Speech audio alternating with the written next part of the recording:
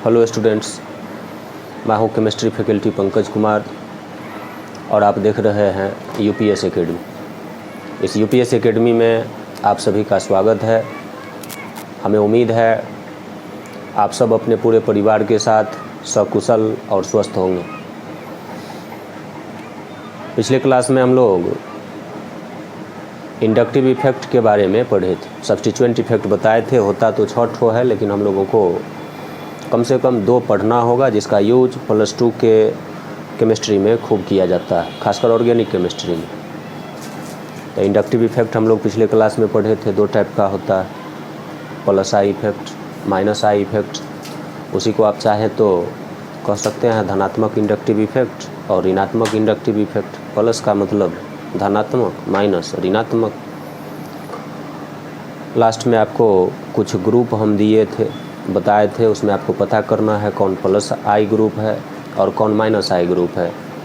तो मेरे ख्याल से परिभाषा वगैरह सब अगर आप ध्यान से पढ़े होंगे तो वो ग्रुप पहचान में आ गया होगा। फिर भी अगर नहीं भी आया होगा तो आज ही के लेक्चर के लास्ट में हम आपको बता देंगे, लेकिन उससे पहले हम लोग पढ़ेंगे थ्योरी। लास्ट में आपको बता देंगे जो ग्रुप दिए थे उसमें कौन +I ग्रुप है, कौन -I ग्रुप है। जो क्वेश्चन दिए थे उसको बताया जाएगा। कहा जाता है कि आवर्त सारणी में बाईं ओर से दाईं ओर जाने पर, देखिए हम लिख देते हैं आवर्त सारणी में, हालांकि ये सब चीज़ +1 में बताया जाता है।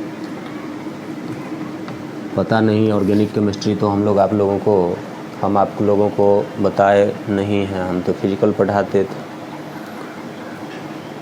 तो हम नहीं जानते हैं आप +1 का ऑर्गेनिक पढ़े नहीं पढ़े, हमको बताना होगा। आवर्त सारणी में वर्ग में ऊपर से नीचे की ओर जाने पर विद्युत ऋणात्मकता घटता है। अगर नहीं भी पढ़े हैं तो याद रखिए कि आवर्त सारणी में आप जानते हैं वर्ग होता है, आवर्त होता है, 7 आवर्त है, 18 वर्ग है। आधुनिक आवर्त सारणी में आवर्त का संख्या 7 है, जबकि वर्ग का संख्या 18 है। तो किसी भी वर्ग में ऊपर से नीचे की ओर जाने पर विद्युत ऋणात्मकता घटता है। तो ऊपर से नीचे न घटता है, नीचे से ऊपर जाएंगे तो बढ़ेगा। तो देखिए हम ऐसे दिखा देते हैं, मतलब आवर्त सारणी के वर्ग में नीचे से ऊपर जाने पर विद्युत ऋणात्मकता बढ़ता है और आवर्त में बाईं ओर से दाईं ओर जाने पर विद्युत ऋणात्मकता बढ़ता है।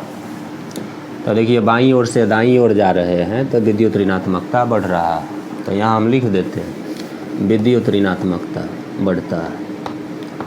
तो ये संकेत है। साइंस का स्टूडेंट तो आप जानते हैं सिंबल वगैरह सबसे ज़्यादातर चीज़ को कंट्रोल करता है। विद्युत ऋणात्मकता बढ़ता है, लिख भी दिए भाषा में। ऐसे लिखने का मतलब हुआ कि आवर्त सारणी में के वर्ग में नीचे से ऊपर की ओर जाने पर विद्युत ऋणात्मकता बढ़ता है और आवर्त में बाईं ओर से दाईं ओर जाने पर विद्युत ऋणात्मकता बढ़ता है। इसको हम दिखा भी सकते हैं। जैसे दूसरा आवर्त का कुछ तत्व है, lithium, beryllium, boron, carbon, nitrogen, oxygen और फ्लोरीन। ये सब दूसरा आवर्त का तत्व है। और भी होता है, फ्लोरीन के बाद नियन भी होगा, लेकिन वो निष्क्रिय गैस है, उसको हम लोग शामिल नहीं करेंगे। दूसरा आवर्त का ये सब तत्व है। नियन भी दूसरा ही आवर्त में आता है। तीसरा आवर्त में आता है सोडियम, मैग्नीशियम, एल्युमिनियम, सिलिकॉन,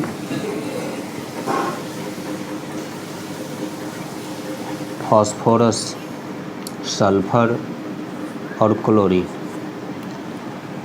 ये सब तीसरा आवर्त का तत्व है। जबकि इसमें देखिएगा ये जो ऊपर से नीचे की ओर है ये वर्ग का तत्व है। बाईं ओर से दाईं ओर ये आवर्त है, ये आवर्त है, लेकिन ऊपर से नीचे आप देखिएगा तो वर्ग है। लिथियम, सोडियम और भी बहुत सारा तत्व है, ये पहला वर्ग का तत्व है। बेरिलियम, मैग्नीशियम दूसरा वर्ग का तत्व है। बोरन, एल्युमिनियम तीसरा वर्ग का तत्व है। इसी तरीके से ऊपर से नीचे की ओर वर्ग, बाईं ओर से दाईं ओर की ओर जाने पर आवर्त है। तो इस लिथियम का विद्युत ऋणात्मकता फ्लोरीन का विद्युत ऋणात्मकता सबसे ज़्यादा होता है। इसका विद्युत ऋणात्मकता का वैल्यू होता है 4। याद रखना होगा, कहीं कहीं यूज हम लोग इसका करेंगे। ऑक्सीजन का विद्युत ऋणात्मकता 3.5, नाइट्रोजन का 3, कार्बन का 2.5, बोरन का 2, बेरिलियम का 1.5 और लिथियम का विद्युत ऋणात्मकता 1.0 होता है, या सीधे आप 1 लिख सकते हैं। तो देखिए आवर्त में बाईं ओर से दाईं ओर जाने पर विद्युत ऋणात्मकता बढ़ रहा है, वही चीज़ दिखाए थे, बाईं ओर से दाईं ओर जाएंगे तो विद्युत ऋणात्मकता बढ़ेगा। लेकिन वर्ग में ये जो ऊपर से नीचे की ओर है ये वर्ग है, तो नीचे से ऊपर की ओर जाइएगा तो विद्युत ऋणात्मकता घटेगा, वो भी आप देख सकते हैं। इस सोडियम का विद्युत ऋणात्मकता होता है 0.9, मैग्नीशियम का 1.2 होता है, अल्मुनियम का 1.5 होता है, सिलिकॉन का 1.8 होता है, फास्फोरस का 2.1 होता है, सल्फर का 2.5 होता है और क्लोरीन का 3 होता है।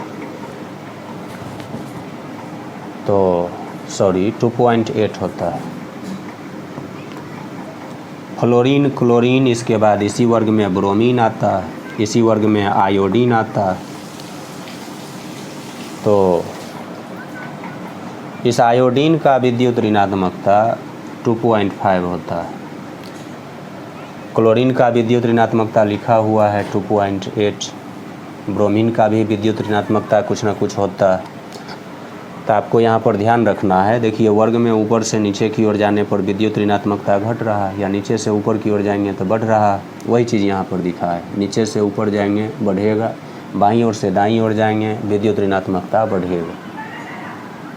तो हम इसको दिखाए हैं, आपको याद रखना है। इसमें कार्बन का, आयोडीन का और सल्फर का, सल्फर इस तीनों का विद्युत ऋणात्मकता देखिए सेम है, तो याद रखना आसान है। CIS देखिए हम बना दिए इसे, इसका विद्युत ऋणात्मकता कितना होता है 2.5 यूज करेंगे हम लोग। तो सबका विद्युत ऋणात्मकता आपको याद नहीं रखना है, कम से कम फ्लोरीन का, ऑक्सीजन का, नाइट्रोजन का, इस तीनों का आप याद रखते हैं तो इतना से हम लोगों का काम हो जाएगा। तो जहाँ तक लिखे थे उसी के नीचे इसको आप नोट कर लीजिए। कार्बन, आयोडीन और सल्फर इस तीनों का विद्युत ऋणात्मकता 2.5 ही होता है।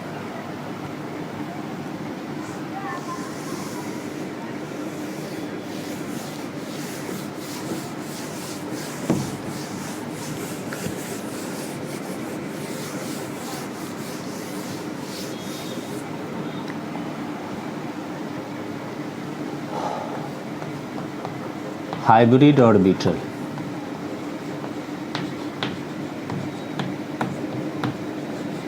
हाइब्रिड ऑर्बिटल का विद्युत ऋणात्मकता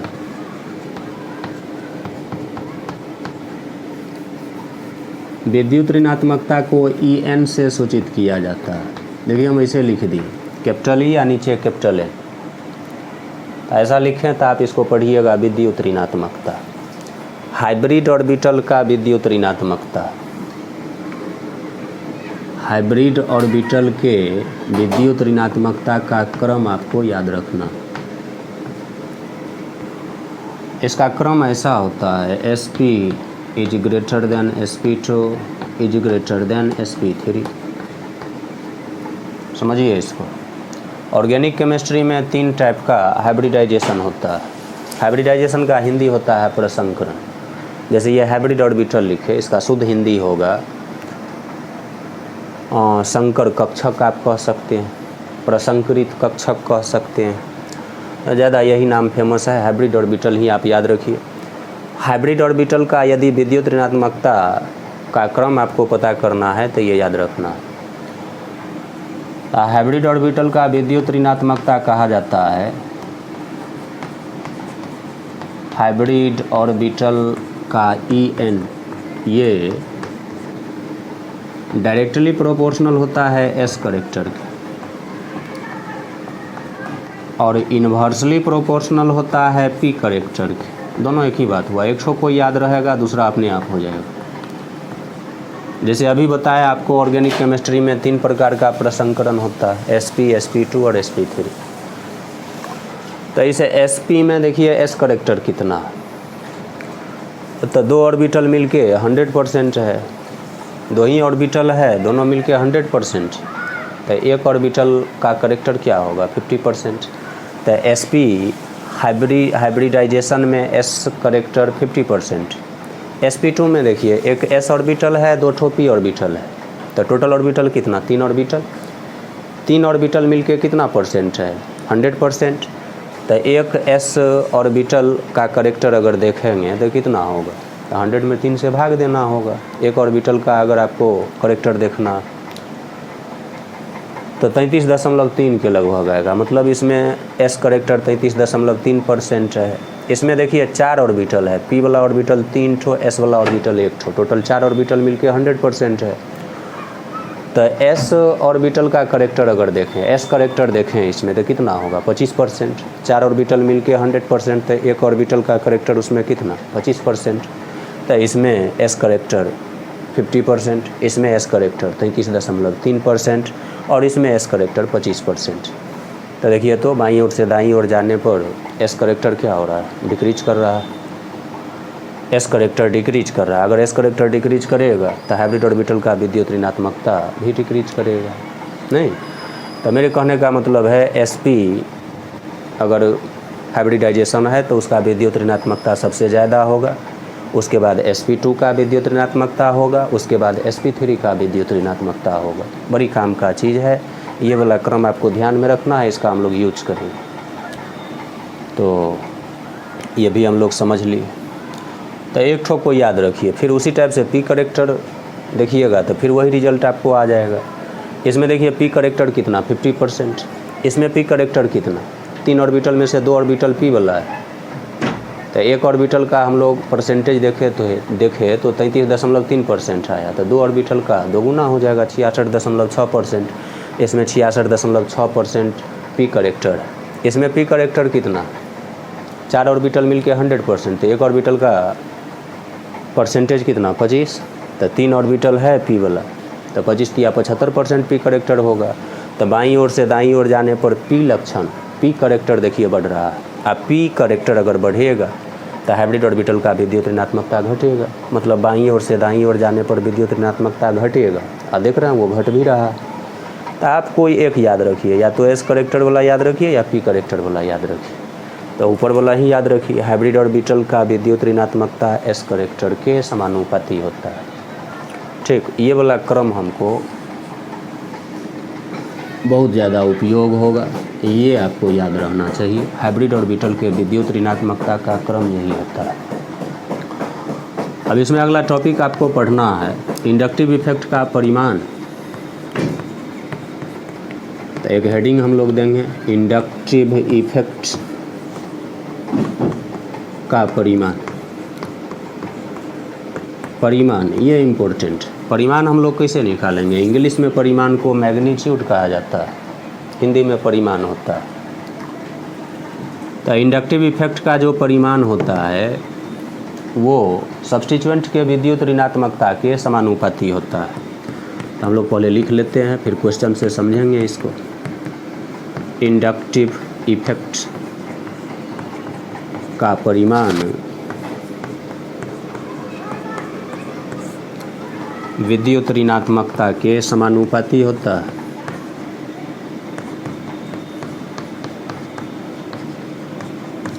विद्युत ऋणात्मकता के समानुपाती होता है।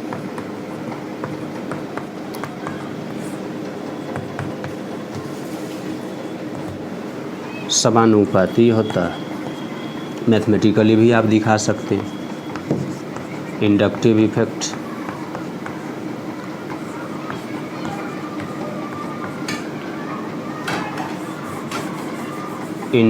इफेक्ट का परिमाण ये समानुपाती होता है विद्युत ऋणात्मकता। परमाणु या समूह जिसको सब्स्टिट्यूएंट कहा जाता है,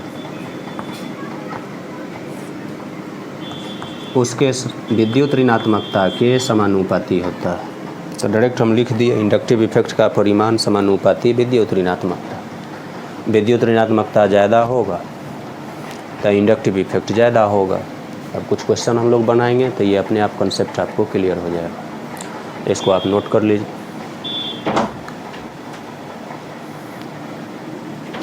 और सभी स्टूडेंट ध्यान से आप पढ़िए।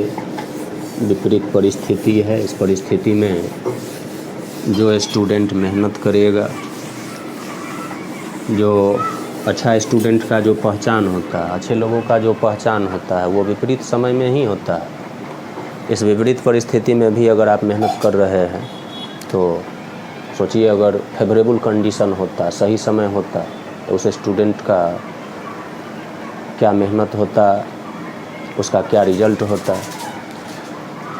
तो आप लोग मेहनत कीजिए। जो भी स्टूडेंट आपके संपर्क में हो, पढ़ने वाला स्टूडेंट हो, अच्छा स्टूडेंट हो, उसको ज़रूर बोलिए।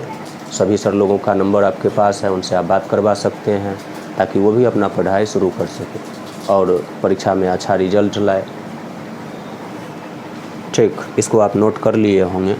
अब कुछ क्वेश्चन से इस कंसेप्ट को हम क्लियर करें। जैसे क्वेश्चन आपको कोई ऐसा दे, कहेगा फ्लोरीन है, क्लोरीन है, ब्रोमीन है, आयोडीन है, ये सब कुछ आपको ग्रुप दिया है, ये सब कुछ सब्स्टिट्यूएंट दिया है। आपसे पूछे कि बताइए इंडक्टिव प्रभाव जो हम लोग पढ़े हैं, इंडक्टिव इफेक्ट, उसमें किस टाइप का इफेक्ट इस सब के पास है। पहले तो आप पता कीजिए कि इस सब के पास प्लस आई इफेक्ट है कि माइनस आई इफेक्ट है। तो आपको बताए थे कि यदि आपको प्लस आई ग्रुप या माइनस आई ग्रुप पहचानना हो तो उसको आप सबसे पहले कार्बन परमाणु से जोड़ दीजिए। अगर उसका विद्युत ऋणात्मकता कार्बन परमाणु से कम है तो इसका मतलब आप समझिए वो प्लस आई ग्रुप है। और अगर उस सब्स्टिट्यूएंट का विद्युत ऋणात्मकता कार्बन परमाणु से ज़्यादा है तो इसका मतलब आप समझिए वो माइनस आई ग्रुप है। तो हम लोग पिछले क्लास में कुछ देखे भी थे, कुछ होमवर्क भी दिए थे। तो सबसे पहले आप इसमें पता कीजिए कौन प्लस आई ग्रुप और कौन माइनस आई ग्रुप। तो देखिए, तो अगर आप फ्लोरीन को कार्बन से जोड़िएगा, यहाँ कार्बन लिखते हैं, यहाँ कार्बन लिखते हैं, यहाँ कार्बन लिखते हैं, यहाँ कार्बन परमाणु देते हैं, तो कार्बन परमाणु का विद्युत ऋणात्मकता अभी आपको हम बताए नहीं। फ्लोरीन का विद्युत ऋणात्मकता 4 होता है, क्लोरीन का 3.5, ब्रोमीन का उससे थोड़ा कम होता है, आयोडीन का 2.5 होता है। तो मेरे कहने का मतलब है इस सब का विद्युत ऋणात्मकता कार्बन परमाणु से ज़्यादा है। तो कार्बन परमाणु से ज़्यादा है, इसका मतलब ये प्लस आई ग्रुप की माइनस आई ग्रुप। माइनस आई ग्रुप स्वाभाविक है नहीं, कार्बन से विद्युत ऋणात्मकता ज़्यादा है, मतलब ये माइनस आई ग्रुप। ठीक, पता चल गया, ये माइनस आई ग्रुप है, मतलब सिग्मा इलेक्ट्रॉन को अपनी ओर ये आकर्षित करेगा। अब आपसे कोई पूछेगा बताइए इस सब के पास सबसे ज़्यादा माइनस आई इफेक्ट किसके पास, सबसे कम माइनस आई इफेक्ट किसके पास है, तो वो भी हम लोग बता सकते हैं। माइनस आई इफेक्ट का क्रम या ऑर्डर, इंग्लिश में ऑर्डर होता है, हम लोग वही यूज करेंगे। माइनस आई इफेक्ट का ऑर्डर,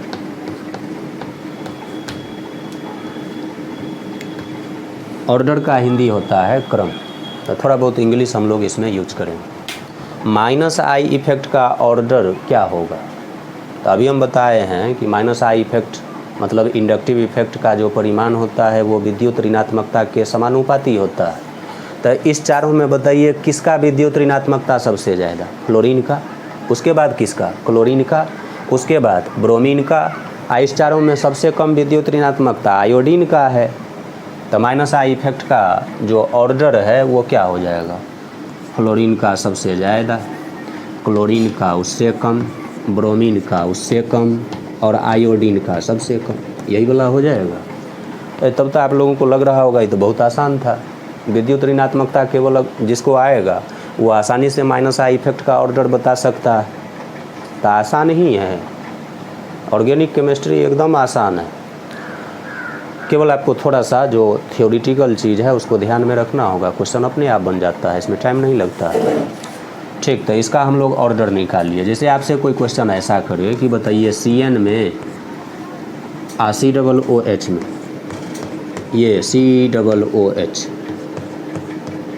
इस दोनों में बताइए, सबसे पहले बताइए कि इस दोनों के पास किस प्रकार का इफेक्ट है, मतलब प्लस आई इफेक्ट है कि माइनस आई इफेक्ट है। या आप ये कह सकते हैं कि ये प्लस आई ग्रुप है कि माइनस आई ग्रुप है। पहले वो पता कीजिए। वो पता हो जाए, जैसे माइनस आपको पता चल जाए इस दोनों के पास माइनस, ये दोनों माइनस आई ग्रुप है, तो माइनस आई इफेक्ट होगा दोनों के पास। तो माइनस आई इफेक्ट किसके पास ज़्यादा है, किसके पास कम है, वो हम लोगों को पता करना है। तो अगर आपको पता करना है प्लस आई ग्रुप और माइनस आई ग्रुप, तो कार्बन से इसको जोड़िए। आप चाहें तो कार्बन नाइट्रोजन के बीच में बॉन्ड दिखा सकते हैं। कार्बन नाइट्रोजन के बीच ट्रिपल बॉन्ड होता है।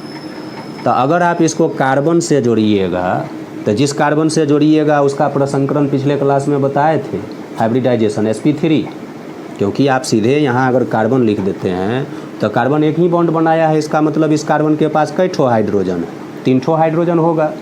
और तीनों हाइड्रोजन से ये सिंगल बॉन्ड बना रहा है, एक सिंगल बॉन्ड इस कार्बन से बना रहा है, मतलब सिग्मा बॉन्ड का संख्या कितना 4। इसके पास लोन पेयर 0 है, तो HO हाइब्रिड ऑर्बिटल बराबर क्या होगा, सिग्मा बॉन्ड का संख्या प्लस लोन पेयर, नहीं तो सिग्मा बॉन्ड का संख्या 4 और लोन पेयर 0, 4 में 0 जोड़िएगा 4। हाइब्रिड ऑर्बिटल अगर 4 आएगा तो प्रसंकरण क्या हो जाएगा sp3, मतलब इस कार्बन का प्रसंकरण है sp3। लेकिन इस कार्बन का प्रसंकरण क्या होगा, पिछले क्लास में भी बताया, ये ट्रिपल बॉन्ड बनाया है इधर सिंगल बॉन्ड है, तो इसमें सिग्मा बॉन्ड कै ठो है, एक ठो, एक सिग्मा बॉन्ड 2 पाई बॉन्ड, यहाँ सिंगल बॉन्ड है मतलब एक सिग्मा बॉन्ड है, तो ये कार्बन 2 सिग्मा बॉन्ड बनाया है। लोन पेयर इसके पास तो है नहीं, कार्बन 4 बॉन्ड बनाता है, चारों बॉन्ड बना चुका है, तो 2 सिग्मा बॉन्ड है, इसका मतलब हाइब्रिड ऑर्बिटल 2 आएगा। हाइब्रिड ऑर्बिटल 2 आएगा तो प्रसंकरण क्या हो जाएगा sp। आपको अभी बताए हैं कि जिस परमाणु का प्रसंकरण sp है उसका विद्युत ऋणात्मकता उस परमाणु के विद्युत ऋणात्मकता से ज़्यादा होगा जिसका प्रसंकरण sp2 या sp3 है। नहीं, सबसे ज़्यादा विद्युत ऋणात्मकता sp वाला का होता है। तो पता हो गया इस कार्बन का विद्युत ऋणात्मकता इससे ज़्यादा है, तो ये कार्बन इस सिग्मा इलेक्ट्रॉन को अपनी ओर खींचेगा। सिग्मा इलेक्ट्रॉन को खींच रहा है, इसका मतलब ये प्लस आई ग्रुप की माइनस आई ग्रुप, पता हो गया ये माइनस आई ग्रुप है, इसके पास माइनस आई इफेक्ट होगा, ये सिग्मा इलेक्ट्रॉन को अपनी ओर खींचेगा।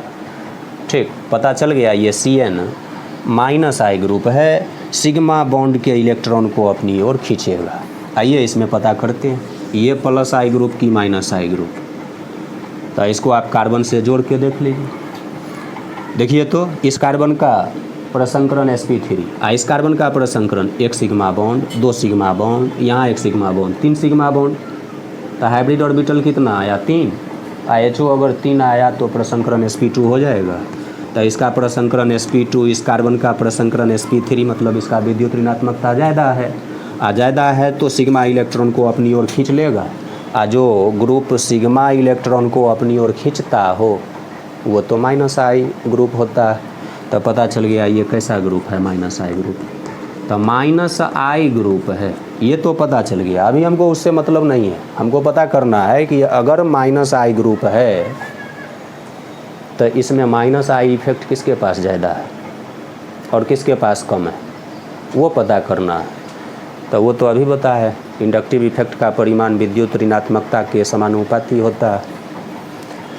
देखिए तो ये जो ग्रुप है पता चल गया, दोनों माइनस आई ग्रुप है, समझ गए ना, हम मिटा रहे हैं, इस सब का ज़रूरत नहीं था हमको यहाँ,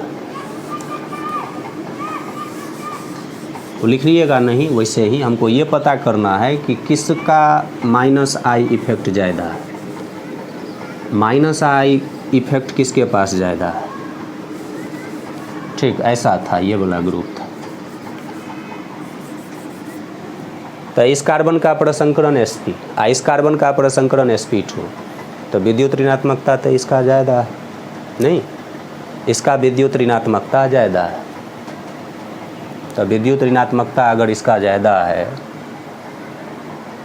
तो माइनस आई इफेक्ट का परिमाण भी इसके पास ज़्यादा होगा, नहीं इसके पास माइनस आई इफेक्ट का परिमाण ज़्यादा होगा। तो क्रम क्या हो जाएगा, माइनस आई इफेक्ट का ऑर्डर, इसका ऑर्डर अगर कोई कहेगा बताने के लिए तो ऑर्डर ये हो जाएगा Cn। देखिए अंडरस्टूड है, कार्बन नाइट्रोजन के बीच ट्रिपल बॉन्ड होता है, ऐसे भी लिखा जाता है। इसका ये ज़्यादा होगा किससे, COOH, C double bond OOH। ठीक, पता चल गया। तो देखिए हम लोग ऐसे माइनस आई इफेक्ट का ऑर्डर पता करते हैं या प्लस आई इफेक्ट का ऑर्डर इसी तरीके से पता किया जाएगा। आपसे कोई पूछे कि NH3 प्लस है, ये NH3 प्लस है, NO2 है,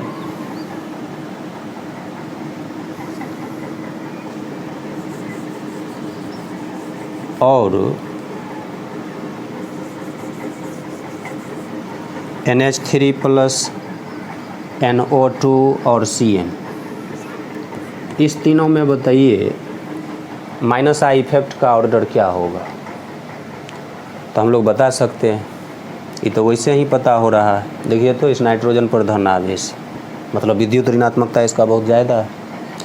इस नाइट्रोजन पर धन आवेश नहीं है तो इसका इससे थोड़ा सा कम है। जबकि यहाँ कार्बन है, कार्बन का विद्युत ऋणात्मकता तो नाइट्रोजन से कम ही होता है, नहीं। तो यहाँ से पता चल गया कि सबसे ज़्यादा विद्युत ऋणात्मक ये है, तो ये सिग्मा इलेक्ट्रॉन को अपनी ओर सबसे ज़्यादा आकर्षित करेगा। माइनस आई ग्रुप है ये भी, माइनस आई ग्रुप है ये भी, माइनस आई ग्रुप है ये भी, सब सिग्मा इलेक्ट्रॉन को अपनी ओर खींचेगा। लेकिन सबसे ज़्यादा कौन खींचेगा? ये, उसके बाद ये और उसके बाद ये। देखिए बहुत इम्पोर्टेंट है, सोचना पड़ेगा। सबसे ज़्यादा ये, क्योंकि इसका ये जो प्लस चार्ज है इसके कारण इसका विद्युत ऋणात्मकता बहुत ज़्यादा हो गया। यहाँ पर प्लस चार्ज नहीं है तो इसके तुलना में इसका थोड़ा सा कम है। इसका तो सबसे कम है, तो माइनस आई इफेक्ट का अगर हम ऑर्डर लिखें,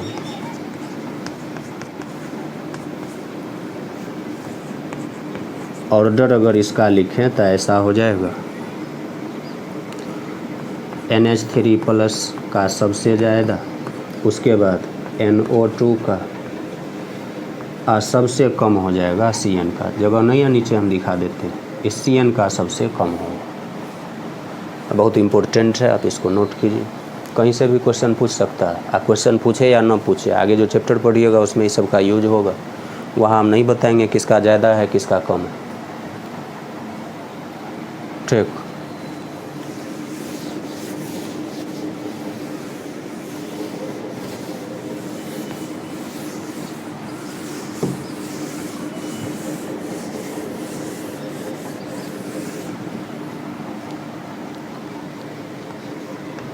जैसे आपसे कोई पूछे OH में OCH3 में माइनस आई इफेक्ट ज़्यादा किसके पास? ये दोनों माइनस आई ग्रुप है, ये तो स्पष्ट हो जाना चाहिए आप लोगों को, क्योंकि ऑक्सीजन का विद्युत ऋणात्मकता कार्बन से ज़्यादा होगा। जब ये यहाँ कार्बन जोड़िएगा तो कार्बन से इसका विद्युत ऋणात्मकता ज़्यादा है, मतलब ये सिग्मा इलेक्ट्रॉन को अपनी ओर खींचेगा, तो ये माइनस आई ग्रुप हो जाएगा। फिर वही बात यहाँ भी है, यहाँ भी ऑक्सीजन है, मतलब ये पूरा माइनस आई ग्रुप है। तो दोनों के पास माइनस आई इफेक्ट है, ज़्यादा किसके पास? तो हम लोग बता सकते हैं। देखिए तो इसमें ऑक्सीजन का विद्युत ऋणात्मकता आपको बताए, अभी ये लिखे थे 3.5 होता है, जबकि हाइड्रोजन का विद्युत ऋणात्मकता 2.1 होता है। इसमें भी आप लिख लीजिए OC। देखिए तो ऐसे इसको लिख सकते हैं, कार्बन से 3 हाइड्रोजन जुड़ा हुआ है, तीनों हाइड्रोजन दिखा है। ऑक्सीजन का विद्युत ऋणात्मकता 3.5, जबकि कार्बन का विद्युत ऋणात्मकता 2.5 के करीब होता है, अभी तुरंत बताया। तो हाइड्रोजन का विद्युत ऋणात्मकता कम है, देखिए तो कम है तो सिग्मा इलेक्ट्रॉन को अपने से दूर ये धक्का देगा तो इस ऑक्सीजन पर थोड़ा सा ऋण आवेश उत्पन्न होगा। यहाँ देखिए ऑक्सीजन से कार्बन का विद्युत ऋणात्मकता कम है तो सिग्मा इलेक्ट्रॉन को अपने से दूर ये धक्का देगा तो इस पर भी ऋण आवेश उत्पन्न होगा। अब किस पर ज़्यादा ऋण आवेश उत्पन्न होगा, किस पर कम ऋण आवेश उत्पन्न होगा, वो पता करना। तो हाइड्रोजन है और यहाँ कार्बन है, ऑक्सीजन तो दोनों जगह है। जो समान होगा उस पर नहीं सोचेंगे, जो डिफरेंट होगा उस पर सोचेंगे। हाइड्रोजन का विद्युत ऋणात्मकता कम है किससे? कार्बन से। कार्बन का 2.5, हाइड्रोजन का 2.1। तो जिसका विद्युत ऋणात्मकता जितना कम होगा सिग्मा इलेक्ट्रॉन को उतना ज़्यादा वो अपने से दूर धक्का देगा, तो ये इसका मतलब ज़्यादा धक्का देगा। तो इस ऑक्सीजन पर डेल माइनस, मतलब ऋण आवेश का जो घनत्व होगा ज़्यादा होगा। तो देखिए हम ब्रैकेट में लिख देते हैं पहचानने के लिए, डेल माइनस यहाँ ज़्यादा है या अधिक है, जबकि यहाँ जो डेल माइनस उत्पन्न हुआ है वो उसके तुलना में कम है। तो अगर यहाँ ऋणावेश ज़्यादा है तो ऋणावेश उत्पन्न होने से आप जानते हैं विद्युत ऋणात्मकता घट जाता है। यहाँ ऋणावेश ज़्यादा है मतलब विद्युत ऋणात्मकता इस ऑक्सीजन का कम होगा। किससे? इस ऑक्सीजन से। अगर इसका विद्युत ऋणात्मकता कम होगा तो इधर से बताइए ये सिग्मा इलेक्ट्रॉन को कम खींचेगा। कम खींचेगा मतलब क्या है? इसके पास माइनस आई इफेक्ट कम होगा। जबकि यहाँ देखिए उसी का उल्टा, इस पर ऋणावेश कम है। ऋणावेश कम है मतलब इसका विद्युत ऋणात्मकता ज़्यादा होगा। ऋणावेश ज़्यादा रहता तो विद्युत ऋणात्मकता कम होता। ऋणावेश कम है, विद्युत ऋणात्मकता ऑक्सीजन का ज़्यादा है। ज़्यादा होगा तो ये सिग्मा इलेक्ट्रॉन को अपनी ओर ज़्यादा खींचेगा तो इस ग्रुप के पास माइनस आई इफेक्ट ज़्यादा हो जाएगा। तो पता चल गया OCH3 का माइनस आई इफेक्ट OH से ज़्यादा होता है। तो देखिए हम लोग क्रम अगर लिखते, इसका ऑर्डर लिखते, माइनस आई इफेक्ट का ऑर्डर, इसका ऑर्डर अगर हम लोग लिखते तो ऐसा होता OCH3 इसका ज़्यादा किससे? OH से। OH से नीचे ही लिख देते हैं OCH3 का माइनस आई इफेक्ट OH से ज़्यादा होता है। हो गया। अच्छा स्टूडेंट इसमें फंसता है, वैसे ही वो भगवान के भरोसे कहेगा कभी OH का माइनस आई इफेक्ट ज़्यादा होता है, कभी कहेगा OCH3 का ज़्यादा होता है। जबकि इसका लॉजिक है, जो लॉजिक आगे हम आपको समझाए। विद्युत ऋणात्मकता इस हाइड्रोजन का इस कार्बन से कम है। समझिए, ऑक्सीजन तो दोनों जगह है, इस पर नहीं सोचेंगे। दोनों का विद्युत ऋणात्मकता समान है, जो डिफरेंट होगा उस पर सोचेंगे। हाइड्रोजन का इस कार्बन से कम है विद्युत ऋणात्मकता, तो ये इस सिग्मा इलेक्ट्रॉन को ज़्यादा अपने से दूर धक्का देगा। तो जितना ज़्यादा दूर धक्का देगा, जितना ज़्यादा अपने से ये दूर धक्का देगा, उतना इस पर ऋणावेश उत्पन्न हो जाएगा। जितना ज़्यादा ऋणावेश उत्पन्न होगा, इसका विद्युत ऋणात्मकता उतना कम होगा। विद्युत ऋणात्मकता कम होगा मतलब क्या? इसका माइनस आई इफेक्ट कम हो जाएगा, उसका माइनस आई इफेक्ट ज़्यादा हो जाएगा, जो दिखाई दे रहा है। तो मेरा विचार है कि 1-2 इस टाइप का क्वेश्चन आपको भी देते, आप भी सोच के अपने से बनाते तो कंसेप्ट क्लियर होता। तो इसको तो आप नोट कर ही लीजिए और 1-2 ठो क्वेश्चन देखिए, उसको अपने से आप बनाइए। जैसे ऐसा दिया CH डबल बॉन्ड CH2, इसका नाम ले लेते हैं हम 1। क्वेश्चन सब ये सब है, और क्वेश्चन हम लिख नहीं रहे हैं, आपको सिर्फ बता दिए हैं सब क्वेश्चन में क्या करना है। किसके पास माइनस आई इफेक्ट ज़्यादा है, किसके पास कम है, वो आपको पता करना है। 2 नंबर में मान लीजिए ऐसा हो C ट्रिपल बॉन्ड CH, ये ग्रुप हो। तीसरा में ऐसा दिया हो,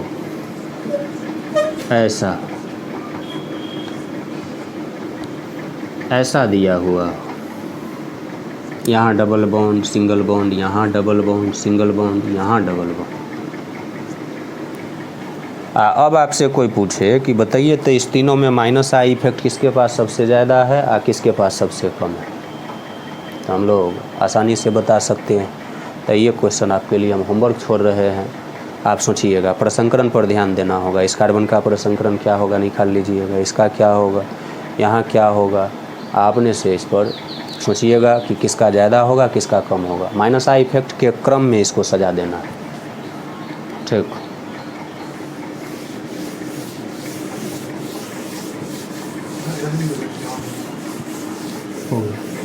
क्या परसेंट?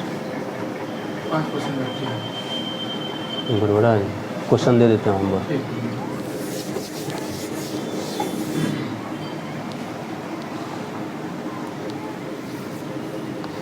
एक क्वेश्चन और आप नोट कर लीजिए, अपने से सोचिएगा। जैसे NR3 इस पर प्लस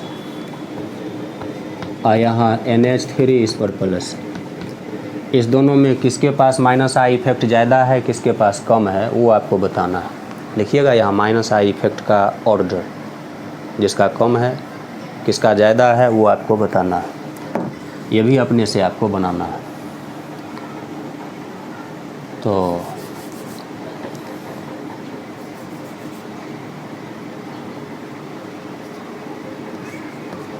माइनस आई इफेक्ट का सामान्य क्रम हम नीचे लिख देते हैं। आपको लॉजिक के साथ बताना होगा क्यों ज़्यादा है क्यों कम है, वो ऊपर वाले क्वेश्चन में क्रम वैसे जो होता है वो हम नीचे दिखा रहे हैं। NR3 प्लस, इसके पास माइनस आई इफेक्ट सबसे ज़्यादा होता है। उसके बाद होता है NH3 प्लस का, उसके बाद होता है NO2 का, बताए हैं पीछे क्वेश्चन में सबको निकाल के। उसके बाद CN, उसके बाद होता है COOH का, ये सब अभी बताया हुआ है। इसी को आप ऐसे दिखा सकते हैं C डबल बॉन्ड O इधर OH। इसके बाद फ्लोरीन का, इसके बाद क्लोरीन का, इसके बाद ब्रोमीन का, इसके बाद होता है आयोडीन का, इसके बाद होता है OCH3 का जो अभी तुरंत आपको बताए। सबसे कम होता है OH का, OCH3 और OH में भी आपको बताए थे। तो ये क्रम आपको ध्यान में रखिएगा, इससे हम लोगों का काम हो जाएगा। तो ये तो था माइनस आई इफेक्ट के बारे में। अब इसी टाइप से प्लस आई इफेक्ट के बारे में हम लोग बता सकते हैं। तो इसको आप नोट कर लीजिए। और शाम हो गया है इसलिए आज पढ़ाना ठीक नहीं होगा। अगले क्लास में आपको बताएंगे प्लस आई इफेक्ट का से रिलेटेड कुछ क्वेश्चन बताएंगे। इसी टाइप का उसका सामान्य ऑर्डर होता है, वो ऑर्डर बता देंगे। तो इंडक्टिव इफेक्ट कंप्लीट हो जाएगा। और वो कंप्लीट होगा तो फिर हम लोग मेजोमेरिक इफेक्ट पढ़ेंगे। ठीक, थैंक्स।